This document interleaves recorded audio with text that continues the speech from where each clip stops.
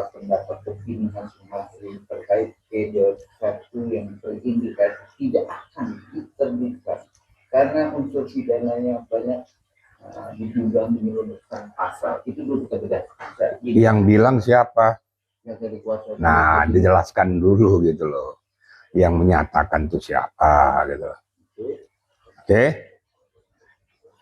Terus dalam proses ini, Pak, melihat dari sisi ini kan sudah ada masuk P21 tahap 2. Apa penjelasan masuk P21 tahap 2?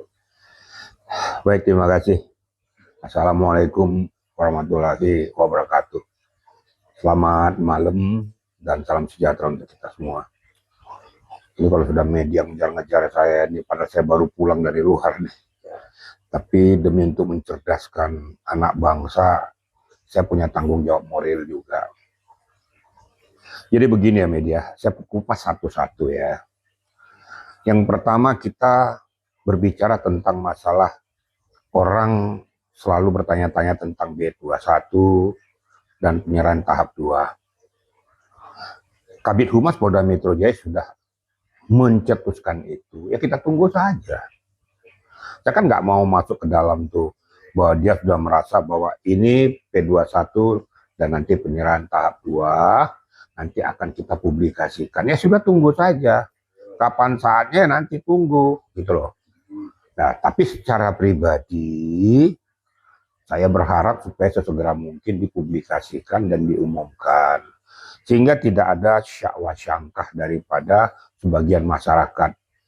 Ini bagaimana sih posisi kasusnya? Walaupun saya sudah tahu kedalaman kasus itu. Tapi kan semuanya tidak mengerti dan tidak memahami, serta tidak tahu bagaimana sebenarnya etika prosedur yang sesungguhnya. Itu kan hubungan koordinasi antara JPU dan penyidik. Kita tunggu aja. Itu yang pertama. Kemudian yang kedua, ada yang menekankan tentang ini tidak memenuhi etika prosedur, banyak penyelundupan pasal, kemudian kriminalisasi, kan gitu ya media ya, dan lain sebagainya. Oke lah, saya ngikutin maunya pihak Roy Suryo dan kuasa hukumnya deh. Sekarang saya balik nih kan gitu. Kalau Anda merasa dikriminalisasi, merasa ada penyelundupan pasal, saya sarankan Anda lakukan pra-peradilan untuk mengamputasi ini semua. Kan cuma itu etika prosedur yang bisa mengamputasi, kan gitu. Daripada kita cuap-cuap, teriak-teriak, bikin konten dan lain sebagainya, kan nggak bermuara kepada hukum, bermuara di dunia maya. Nah, makanya kan lakukan aja pra-peradilan. Kenapa kamu takut melakukan pra-peradilan? Ya sudah, supaya terjawab apa keinginanmu, merasa kamu ditekan, dikriminalisasi, dan lain sebagainya. Lakukan aja itu, supaya berjalan dengan baik. Yang kedua, saya berbicara tentang yang ketiga, tentang masalah RG. Itu coba dengarkan baik-baik, itu komprehensif penjelasan daripada Ibu Ngurah itu. Kemarin saya dengarkan Ibu Ngurah itu berbicara tentang masalah, mengupas tentang masalah RG. Di mana dia mengupas tuntas, membuka Pandora, menganalisis Pandora pasal 109 itu. Pengertiannya bahwa RG itu, walaupun satu LP, RG itu hanya diberikan kepada terlapor yang minta mediasi melalui penyidik kepada pelapor. Setelah ada kesepakatan kedua belah pihak tidak akan menuntut, makanya dihentikan penyidikannya. Lah apa hubungannya? Itu harus dibawa ke arena pengadilan lagi. Tolong dibaca baik-baik gitu loh. Ini kan sudah selesai di arena penyidikan. Ngapain dikupas lagi di sana? Kita ini kan berbicara hukum. Jadi mari sama-sama kita jernih. Saya sebenarnya malu juga ya dengan dikupas dengan Ibu Ngurah tuh. Nauzubillah min dzalik. Kenapa? Benar apa yang kata Ibu Ngurah tuh. Itu kok nggak salah dari YouTuber Nusantara tuh yang mempublikasikan juga tuh, sampai menunjuk-nunjuk dan menohok kepada orang yang berkeras tentang masalah RG tuh. Saya juga malu juga tuh. Gimana lagi, tapi memang itu faktanya. Kan harga diri kita kan tergantung kita, kan gitu. Kemudian yang keempat, masalah hukum pidana ya, itu yang berbicara tentang subjek formil dan materi pokok perkara. Tidak sama dengan hukum tata negara. Kalau kita berbicara tentang masalah hukum pidana, apabila terjadi suatu peristiwa, akan ada pembuktian, berarti ada peristiwa pidananya, ada tersangkanya, yang kemudian kemungkinan naik jadi terdakwa, dan diputuskan di arena persidangan, di dalam ajang pembuktian. Kan berbeda dengan hukum tata negara. Hukum namanya juga tata negara. Bisa saja bernuansa politik dan sebagainya. Tergantung pada domain mana itu digerakkan ataupun disampaikan oleh pakar-pakar yang bersangkutan. Nah, tolong kita pisah-pisahkan, gitu loh media, ya. Satu yang buat jadi pertanyaan Pak Jenderal yang menyebut peradilan harus kalau tidak terima dengan proses hukum yang sudah jadi satu. Tapi berbalik dengan prosesnya belum P21 juga dipertanyakan oleh Pak Jokowi. Harusnya kalau jawabannya dipertanyakan oleh siapa? Ditanyakan juga kan oleh Pak Jokowi dengan P21 saat ini belum ada. Kalau dia merasa ini ada ke konteksnya ada apalah, harusnya juga ngajin pra peradilan, dia nggak lagi pra peradilan. Loh, kan sekarang ini kan mereka merasa dikriminalisasi dengan laporan Pak Jokowi. Ingat, laporan Pak Jokowi bukan masalah ijazah. Ini biar paham ini semuanya media ya. Jangan dibalik-balik.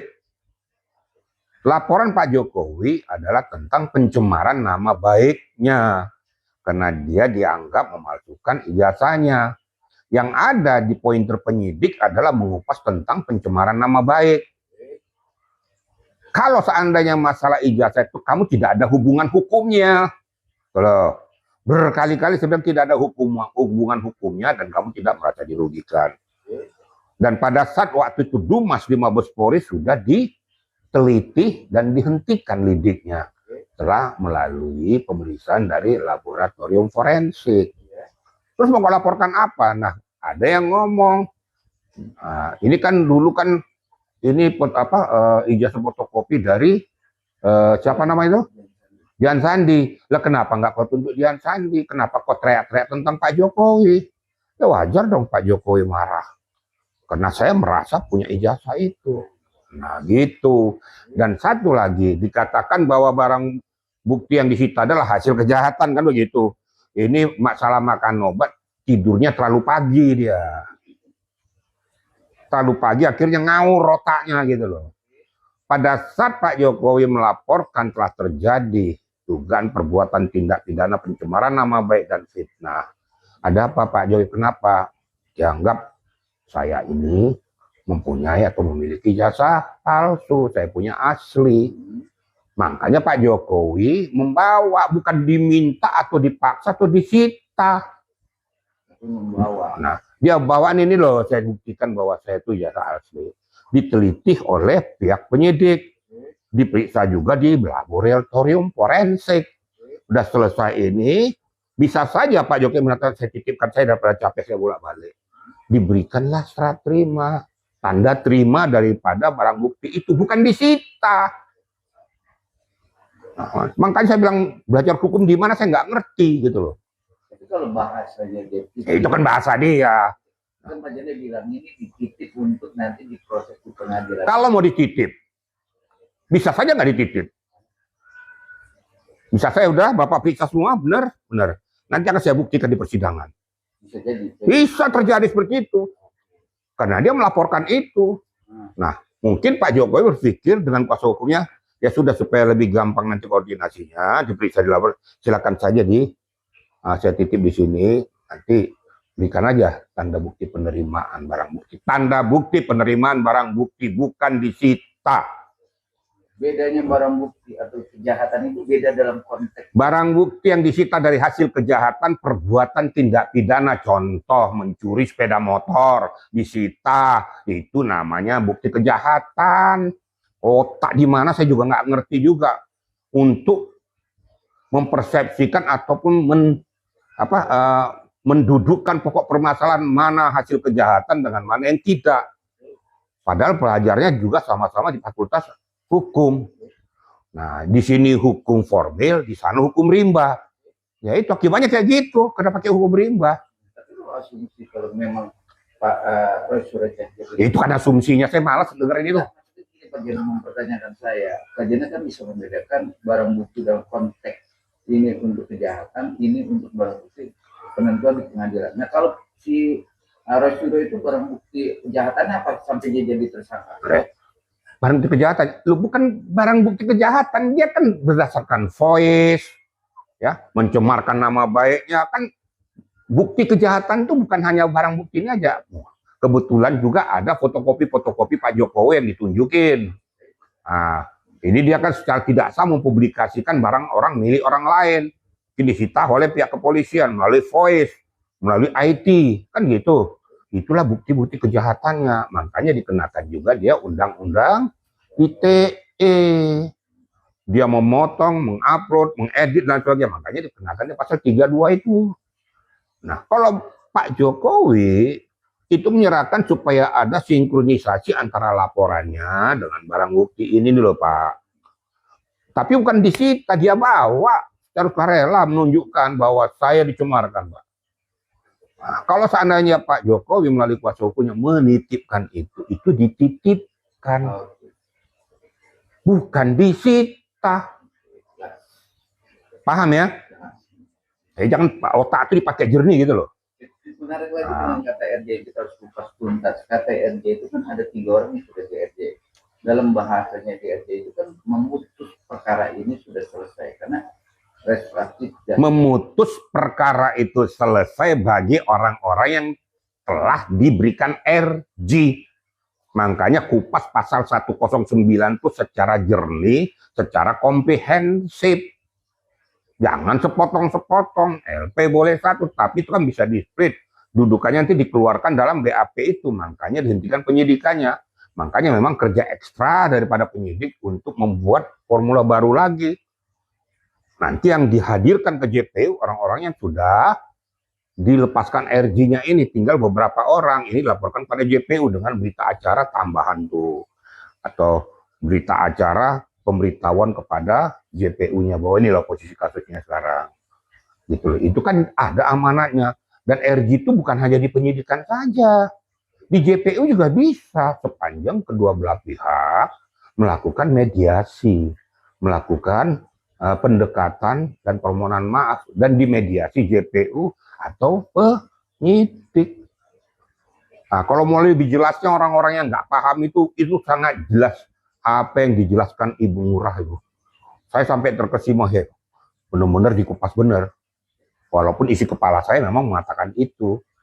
Nah, saya kan menyampaikannya supaya masyarakat paham.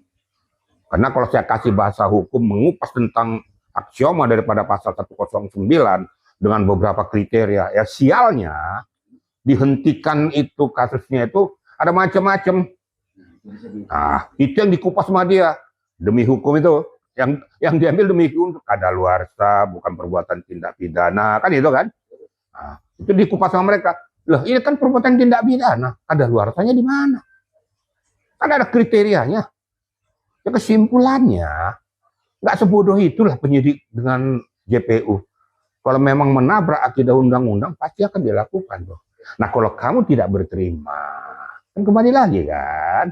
Kalau kamu tidak berterima, saya merasa dikriminalisasi, kan gitu. Saya tidak melakukan itu. Itu harus dihentikan. Ada salurannya, Cak.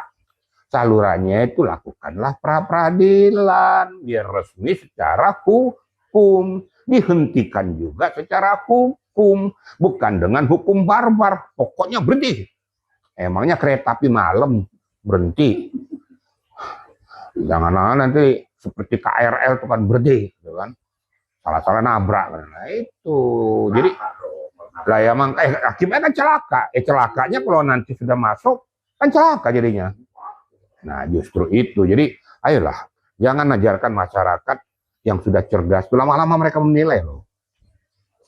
Apalagi bagi orang-orang yang sudah punya ilmu. Sekarang sudah mulai dagelan lagi main tuh kan. Saya ngeliat tuh ya sakit perut, ya kecewa juga. Ada yang sudah mulai ikut-ikutan lagi pakai baju kaos. Tunjukin baju kaos tuh. Apa nggak malu gitu loh. Ini yang buka baju kaos ini kan pejabat, mantan pejabat. Lah kalau berbicara tentang hukum, berbicara tentang hukum. Jadi nggak usah pakai kayak gini, kan malu dong. Saya mau berbicara dengan Anda, tapi kalau disuruh dengan saya nggak mau. Nah, terus saya dikatakan orang membilang saya itu bodypad-nya Pak Jokowi. Tidak. Saya tidak kenal dan tidak pernah berhubungan dengan Pak Jokowi dan tidak pernah berhubungan dengan Pak Gibran dan tidak pernah berkomunikasi. Saya hanya mau meluruskan masalah, mencerdaskan anak bangsa. Hanya itu aja kok. Kan ilmu logika selalu saya katakan ilmu logika. Saya nggak mau tinggi-tinggi. Karena masyarakat Indonesia juga harus kita cerdaskan dengan ilmu logika itu. Nah, dia di KPU Solo 2 kali. Masa goblok semua tuh KPU-nya? Nggak diverifikasi tuh administrasinya, persyaratan-persyaratannya. Apa cacat administrasi atau tidak? Emang goblok itu apanya saingannya?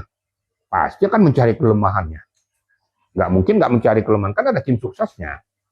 Pasti dia intip tuh kan. Naik gubernur, Sami. Dia akan cek benar nggak nih alumni UGM. Pasti ada itu orang-orang tim suksesnya itu akan diam-diam ngecek. Supaya betul-betul ini murni atau cacat administrasi atau masuk. Naik presiden sampai 2 kali loh. Berkali-kali saya katakan di Gerindra itu banyak orang-orang pintar. Dengan tim yang lain. Masa seorang Pak Prabowo mau dikadalin. Orang pasukan itu. Dia kan nggak mau dikadalin kalau seandainya itu nggak benar. Tapi karena benar ya siap lah dia. Kontestan dia. Kebetulan beliau tuh belum beruntung. Saya bilang nggak berhasil, nggak boleh ya. Belum beruntung. Periode pertama, kedua belum beruntung juga. Tapi semua sudah dicek. Itu aja ilmu yang gampang diterima akal rakyat yang terbawah. Dan dia juga jadi menhan loh. Kalau seandainya ini produk presidennya ini presiden nggak bener, mana mau dia jadi menhan. Fakta jadi menhan. Nah sekarang masuk di perhelatan lagi. Dia jadi presiden. Jadi ilmu-ilmu yang mengkadal-kadali masyarakatnya sudahlah. Nanti lama-lama kamu tahu ketahuan siapa sebenarnya dirimu, siapa sebenarnya di belakangmu. Nah, kalau saya bilang nanti ada politik-politik tertentu, kalianlah yang tahu. Walaupun saya tahu. Tapi saya pada saat ini hanya berbicara tentang masalah etika prosedur hukum yang mengkait kepada hukum pidana. Gitu loh, media. Tadi memang sudah clear ya. Dikatakan media itu beda-beda dengan substansi, yang beda dengan tujuan, yang beda dengan pasal yang beda ya. Kalau bicara RJ, cuman juga banyak juga analisa melihat ini ya tetap yang menghentikan itu sebenarnya Pak Jokowi dengan RJ 3 itu, ya semua juga harus RJ itu. Bukan Pak Jokowi yang menghentikan itu. Jangan salah makan obat kita semua. Akhirnya mau nggak bisa. Bukan Pak Jokowi yang menghentikan. Saya cerdaskan masyarakat. Pak Jokowi merestui adanya mediasi antara terlapor dengan pelapor. Dianalisis oleh penyidik bahwa ini tidak ada dampak hukum berkelanjutan. Yang menghentikan itu adalah penyidik, bukan Pak Jokowi. Pak Jokowi cuma merestui bahwa saya tidak menuntut mereka lagi. Paham nggak kira-kira? Bukan Pak Jokowi yang menghentikan. Pak Jokowi bukan orang hukum. Orang hukum itu adalah penyidik yang punya kewenangan melanjutkan atau menghentikan. Bisa saja permintaan daripada Pak Jokowi itu tidak disetujui oleh penyidik. Karena ada mungkin hal-hal yang mengkait yang tidak perlu diberikan RJ itu. Tapi karena amanat itu ada tertuang dalam undang-undang, adanya kesepakatan kedua belah pihak, dilihat, dianalisis ternyata bisa untuk dihentikan. Barulah dihentikan oleh penyidik. Bukan Pak Jokowi. Biar jelas masyarakat, jangan kau bodoh-bodohin masyarakat. Ya. Entah, kalau kamu ngomong kayak gitu berarti kau belajar hukumnya di Antartika. Itu kira-kira, ya. Bicara seprindik yang baru dugaan juga akan dilaporkan, yang melaporkan 3 orang itu yaitu Mana dan orang lain terkait karena tidak masuk substansi perkara ini untuk melaporkan dan dimentahkanlah bahasanya. Laporan Pak Jokowi itu gimana? Jawaban saya gampang aja deh. Saya berpihak kepada mereka aja deh. Saya berpihak kepada pihak yang mempertanyakan itu. Nah, saya sarankan kepada Anda, karena Anda merasa dikriminalisasi dengan sprindik baru dan lain sebagainya, pra peradilan kan. Nanti itu lagi. Ya sudah, nggak bisa serta ya, jalannya kan cuma hukum. Untuk menghentikan itu bisa menghentikan sendiri. Katakan sekarang penyidik tuh nggak benar, katakan bukan nggak benar gitu loh. Nah, tolong dicernakan dulu. Katakan nggak benar, jangan media salah makan obat juga gitu ya. Nah, katakan nggak benar penyidiknya. Wih, aku sarankan Anda karena merasa itu tidak benar, mau dihentikan supaya berhenti nih kasus, biar berpihak pada kalian, lakukan saluran hukum itu, pra peradilan. Kurang apa? Saya udah berpihak sama mereka kan. Nah, supaya saya sarankan pra peradilan, karena tidak bisa dihentikan serta merta tanpa ada saluran hukumnya. Paham nggak kira-kira nih? Pertanyaan yang masuk sekarang perkara ini itu laporan Pak Joko yang tidak masuk. Ya sudah lah, pra peradilan saja. Oh, tanya apapun itu aja intinya. Kan cukup kan? Katakan saya berpihak pada mereka. Wih, teman-teman yang merasa dikriminalisasi, aku berpihak pada Anda. Saran saya pra peradilan aja. Biar kamu dapat kepastian hukum. Ayo, gimana lagi? Mau tanya apa lagi? Kan hanya itu aja jalannya kan. Katakanlah bahwa penyidik, kan saya bilang penyidik nggak benar, JPU nggak benar, salurannya ada pra peradilan. Karena hukum tidak bisa dihentikan serta-merta, karena sudah ada penetapan tersangka. Kalau itu kan benar saja dengan proses laporan Pak Jokowi ini yang nggak bisa dihentikan. Karena terus apanya yang mau dihentikan lagi? Ini yang laporan dari Cumanan, yang 3 orang ini nih. Paham nggak media ini? Sudahlah, salah Lekuimanan, salah tiga-tiganya, supaya ini berhenti pra peradilan. Selesai kan? Mau apa kau lagi? Mau nanya apa lagi? Karena dia mau akan dilaporkan. Ya sudah, laporkan saja, biar pra peradilan, nggak apa-apa. Enggak, maksud pihak dari Timur Leste akan melaporkan itu mana? Silakan saja laporkan. Saya kan juga nggak mau ngambat mereka laporkan. Itu kan hak setiap negara yang merasa dizolimi melaporkan orang lain, silakan. Loh, sudah silakan saja, saya nggak menghambat kok. Laporkan saja. Apakah Lekuimanan benar atau nggak benar, laporkan. Kan ada saluran hukumnya. Nanti akan dianalisis, ada gelar perkara. Nah, nanti akan dilihat apakah memenuhi unsur atau tidak. Nah, kalau seandainya Anda mau minta bahwa saya tidak terima ini, ya itu tadi. Pra peradilan, selesai. Apa lagi mau ditanya, apa lagi kan? Lah kamu merasa dikriminalisasi, merasa ini mau dihentikan, tapi takut pra peradilan. Yang sialnya, disuruh pra peradilan, ada nih, pengacara kuasa hukum nih. Sebaiknya Pak Jokowi yang pra peradilan, kan dodol Garut namanya nih. Nah, maksud saya itu, lo kok malah disuruh Pak Jokowi pra peradilan? Yang merasa keberatan siapa? Kan pihak sebelah. Kalau pihak sebelah yang merasa keberatan, ya kau yang pra peradilan. Kenapa Pak Jokowi kok suruh pra peradilan? Ini kan salah, udah bilang balik 24 tongseng kan? Udah nggak ngerti hukum lagi kan? Inilah saya bilang di sini pakai hukum formil, di sana pakai hukum rimba. Jadi nggak jelas gitu loh. Nah, maka sampai saya katakan saya berpihak kepada Anda. Udah lakukan aja salurannya. Seperti kata Profesor Sikar tuh. Waktu di Raya Bersuara kok nggak salah tuh. Ya sudahlah, kalau memang kamu tidak merasa berkeberatan, ya pra peradilan aja. Selesai kan? Lo kok ngeyel nggak mau pra peradilan? Hentikan. Ya sudah, kau pakai hukum kau sendiri, JPU sendiri, penyidik sendiri, tapi di Pulau Barbar, nggak di Indonesia. Karena di Indonesia ada hukum positif.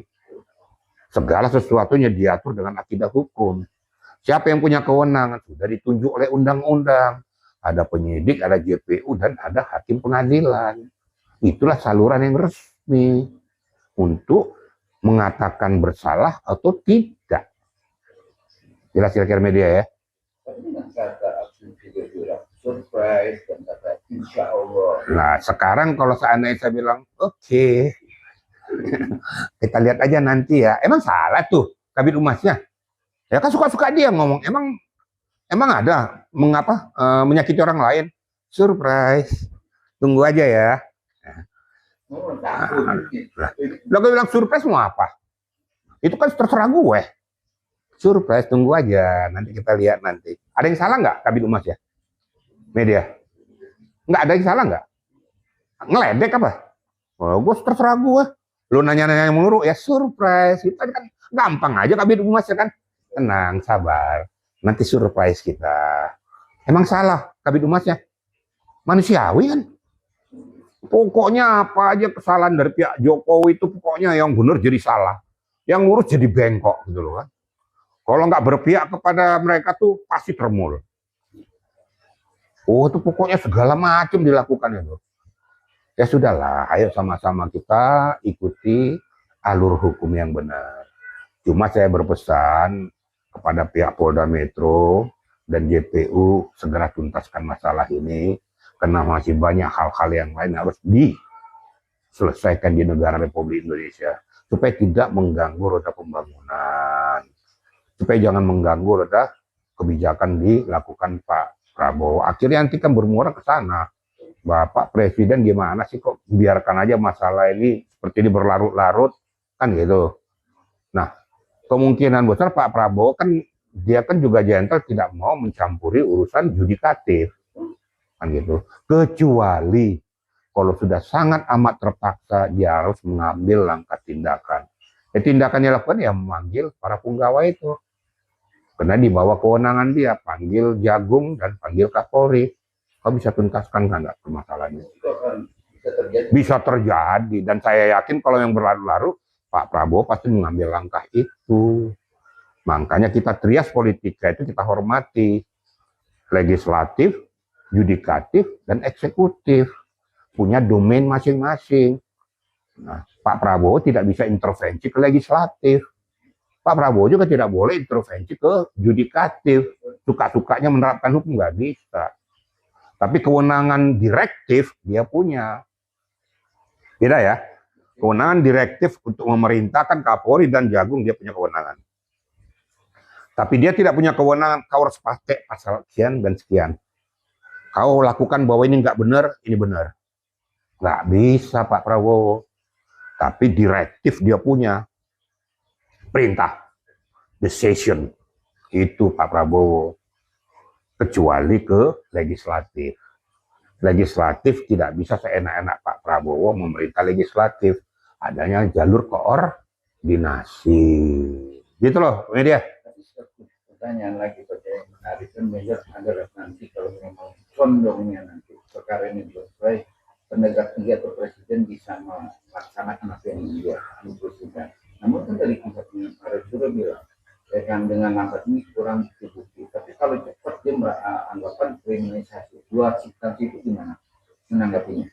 Maksudnya masalah kriminalisasi. Ya, terus kayak dikriminalisasi lambat, katanya kurang fakta-fakta, kurang pendukung, jadi tersangka. Terus gimana melihat itu? Karena itu argumentasi itu awalnya. Aku nggak ngelihat kemana-mana. Aku nggak kira-kira media berkali-kali sudah saya ulangi dari tadi kan. Pertanyaan Anda sudah saya jawab dari tadi itu. Ya sudah itu aja. Ngapain kau tanya-tanya lagi? Aku sudah berpihak kepada Pak Rosuryo CS. Saya berbalik nih, saya berpihak kepada Pak Rosuryo. Pak Rosuryo, kasihan kamu dikriminalisasi. Kasihan kamu diutak-atik penyelundupan pasal. Ayo, mainkan. Pra-peradilan aja. Biar jelas hukumnya. Itu kan ada juga seorang lawyer dong. Loh, lawyers yang bergerak. Nah, bukan lawyers yang datang main konten, teriak-teriak dunia maya. Nggak menyelesaikan masalah. Akhirnya publikasi sana, publikasi sini. Nyalah-nyalain yang ini, nyalah-nyalain yang ini. Udah kuasa hukumnya arahkan saja. Nah, saya juga mengatakan, supaya kalian aman, pra-peradilan aja. Supaya kami jangan merasa kamu dikriminalisasi. Supaya jangan ada penyelundupan pasal. Kupas semua. Masukkan di dalam subjek formil. Gitu loh. Kalau masalah RG, itu yang dikatakan Ibu Murah itu sudah di dalam materi pokok perkara. Itu kan sudah langkah dan tindakan mereka. Dan ingat, yang 8 orang ini mempunyai tempus dan lokus yang berbeda. Ya, sekali lagi, tempus dan lokus yang berbeda. Mereka berdiri sendiri-sendiri. Dan nuansa daripada speaknya mencemarkan Pak Jokowi juga dengan cara-cara yang berbeda-beda. Cuma karena mereka dituangkan dalam satu LP, karena mereka tuh kepada objek yang sama, yaitu Pak Jokowi, makanya beliau melaporkan secara keseluruhan. Gampang kan? Enak-enak aja gitu loh. Tapi kalau enak-enak dalam hati sedihnya seorang Pak Jokowi yang merasa makin kesini makin menyampaikan bahwa wah inilah Pak Jokowi beginilah begini, itu akan kena lagi nggak sih? Yang begini-begini itu apa? Tetap di sebuah stasiun sebuah Ya nanti kan akan kelihatan, kan ada pemberatan. Kalau ini terbukti pencemaran nama baik dan fitnah, pasti ada pemberatan. Oh, itu bisa juga berlaku. Wah, bisa berlaku karena fitnahnya sudah sangat luar biasa. Nah, itu pemberatan nanti. Jadi sanksi pidana pokok ditambah dengan sepertiganya, ada pemberatannya karena kamu bikin gaduh masyarakat, karena kamu speak up tidak jelas, membuat orang jadi terpecah belah. Nah, kita tambah kok sepertiga dari hukuman pokok maksimal. Tuh, hakim akan menilai nanti tuh. Dia nggak ditahan, itu sebenarnya peluang yang sebenarnya kalau dibilang berbicara tentang HAM, sudah cukup HAM loh. Mereka nggak ada yang ditahan loh. Kurang apa padahal di dalam penerapan pasalnya tuh mereka cukup untuk ditahan karena di atas 5 tahun, bakal ada yang 12 tahun itu. Nah, tapi karena masih diberikan peluang kepada mereka, ya nggak ditahan. Tapi semakin menjadi-jadi, gitu kan. Yang lain-lain dibikin yang nggak jelas. Yang saya menjadikan tadi itu. Ini mau publikasi, mau demonstrasi, atau mau apa. Yang apesnya sangat menyedihkan sekali bagi saya. Kok orang-orang yang harus dihormati itu ikut-ikutan buka-buka baju itu loh. Dengan senyum dan tawa itu. Saya miris dan sedih melihat itu. Ya, senyum, buka baju, senyum pula lagi dia. Yang buka bukan beliau, yang buka orang lain. Dia senyum lagi, kayak bangga banget gitu loh. Saya kan malu kan gitu. Waduh, kok sampai sebegininya gitu loh. Apa nggak bisa menjaga harkat martabat dan harga dirinya lagi? Di situ aja orang sudah bisa melihat bukan muatan hukum lagi yang kamu lakukan, tapi sudah muatan-muatan tertentu gitu loh. Sudah mendiskreditkan orang lain. Masyarakat cerdas melihat itu. Lama-lama semua di dalam konteks dan netizen itu sudah menghantam habis-habisan. Saya bacanya aja malu gitu loh. Miris saya bacanya. Saya nggak tega juga, tapi gimana lagi? Itu kira-kira media ya.